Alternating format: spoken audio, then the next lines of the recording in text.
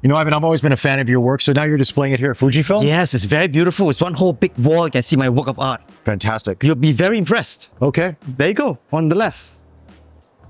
And I shot it on an Instax, you know. Well, talk about minimalism. Yeah. Wow. It's not a waste of space, isn't it? It's not. No, I mean, it grabs you. Yeah.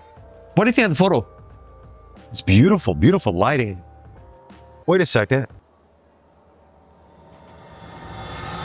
It's nice, right? VI?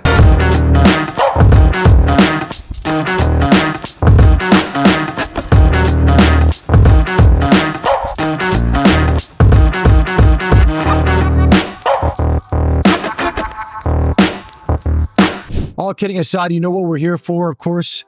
The announcement and the first impressions of the all-new Fujifilm X100VI. You're a huge fan of this camera.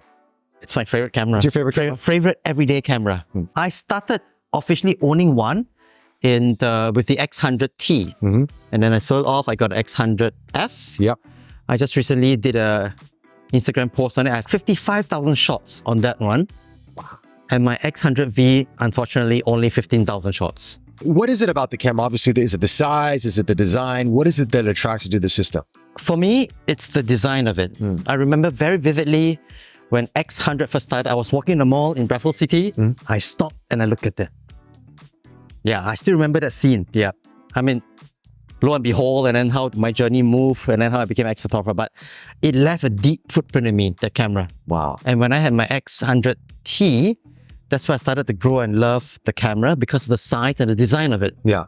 Yeah. I mean, it obviously has that rangefinder-esque design. Some people would say that it emulates maybe something of a Leica M camera to some degree, or some of the older rangefinders. Correct. But I mean, my first introduction that I actually got a chance to go hands-on with it was the X100V. Right. Because I didn't try the previous ones. Right. So, and I understood what the hype was about. Now, of course, last year, the internet and TikTok and every social media channel just blew up out of nowhere, right? I know. It was like the camera was out for 3 years. And it's impossible to get one. Yeah, it became the hottest camera in terms of just eBay prices and everything. Now, of course, with the X100VI, we're going to talk about what's new on this thing. It looks exactly the same, I think. Yeah, it is. As the X100V. You know, this is the interesting thing about the camera system is that I was testing out the black, you were testing out the silver or chrome. And there are a lot of improvements. We'll talk about that in just a second. But just the fact that they kept it the same size, the same dimensions. I mean, I think we read somewhere it was maybe 1 millimeter difference. We didn't see it. Right. But the fact that they maintained all of that and then increased the megapixels to 40 megapixels now, IBIS. They put more into the same size technically. Yeah. I mean, imagine the engineering to get IBIS into a small camera like this. A lot of people, a lot of companies would just say, we're not putting IBIS in. It's just too difficult. Fujifilm was able to do it. There's some who said, why would I need an IBIS in a camera like this? I disagreed. I'm with you that. Because in this time and age, I could have saved some weight by not bringing a tripod. Sure. Right? I mean, of course, not long exposure, but half a second, I can attempt to do it. Right. And still get my shot. Also, video. Because now, the X100VI is incorporating a lot of good video features inside of this. Up to 6.2K 30p, 4K 60. Now, of course, there's going to be a crop on those respective frame rates and sizes, but the fact that you're now in video, 4.5 stops of IBIS, 40 megapixel sensor, essentially very similar to the XT5 or XH2, and it's still the same size, is impressive. The lens is the similar lens as the X100V. I was just listening to Bobby, thinking like, why isn't there an improvement on it? Right. So our conclusion was, this lens was actually probably created for the 40 megapixel way back then during the engineering part. I agree because, I mean, cameras, what we get today has been in development for 2, 3, 4 years. Correct. Let me ask you your experience with the camera, and I'll talk about mine, but what's your experience like? I felt that autofocus is a bit more, it's faster and a bit more certain. That's an improvement. In terms of the way I use it, it's similar. There's no difference in terms of the design. I think the rear button has a slight change in the space between the two buttons. Okay. Other than that, it feels similar. It's just that I feel better using it because I now know that it has 40 megapixel. I can crop more, especially when I use those conversion lens like this. Oh, right. Yeah. This is my first generation conversion lens. I was having a little doubt trying to attach this to the X100VI because of the 40 megapixels. Right. It can resolve. It looks acceptable to me. Yeah. Yeah, it doesn't look soft. So, I mean, you showed me that image of this flower that you took, and I found it to look very, I mean, it was sharp enough. right. A little bit of, it was a nice fall off, a nice organic fall off to it. I mean, we talked about this in our previous video, but there's something about cameras over sharpening, and there's something about this organic sharpness, this organic look to an image. And I actually like the way that it rendered with these converters on it. I wasn't disappointed when I used this 2 lens. I was a bit unsure whether it can resolve, but so far, so good. Okay. Yeah. You know, for me, I have to say, I mean, I have an X100V right now that I've been testing out along with this review, and is a night and day difference in terms of the UI speed. I mean, the X106 is much more responsive, quicker, more certain, obviously a new processor inside of this. And then when we get into the autofocusing, it's so quick. It reminds me of the X-T5, the X-H2. I mean, it's really quick.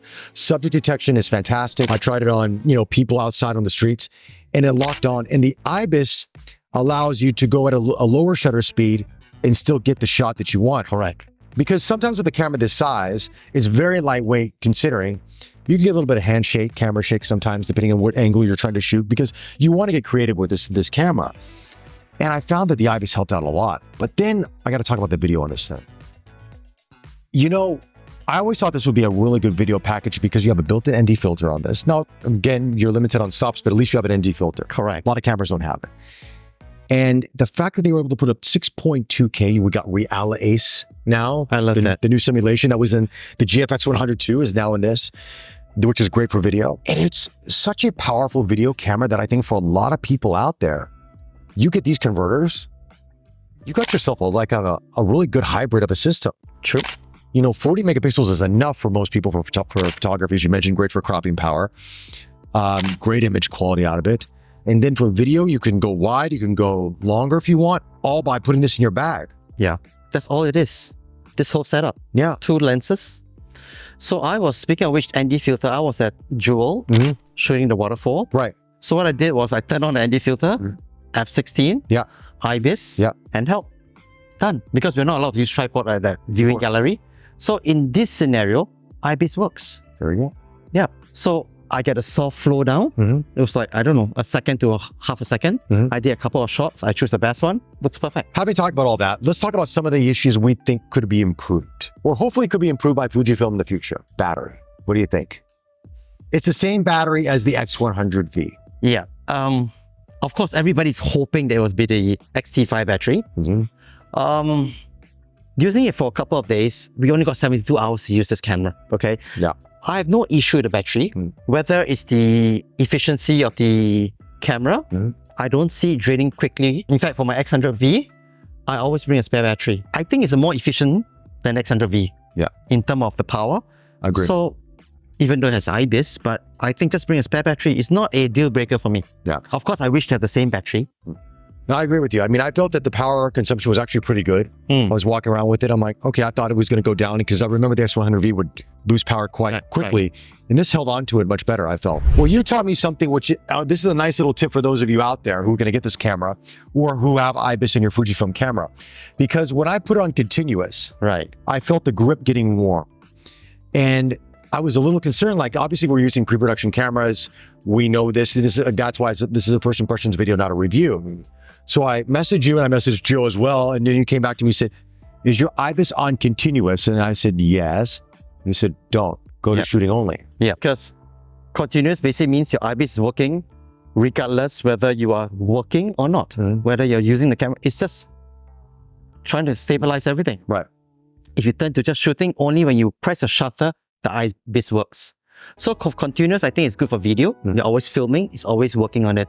So that probably solved the heat problem. Yeah, it did. It did actually, because once I went to shooting only, the heat went away. Now, it wasn't like overly hot. It's just that you felt the grip being warm. So I just want to put that out there. Okay. Also, the EVF. What are your thoughts on this EVF? It feels okay to me.